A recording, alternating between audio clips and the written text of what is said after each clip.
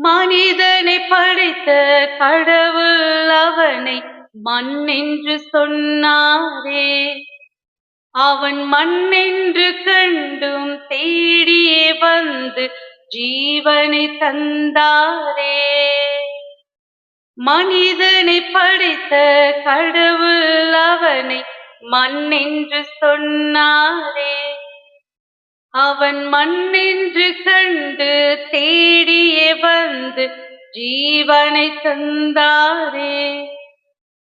உறவும் அன்பும் உள்ளவன் மனிதன் என்பதை மறவாதே.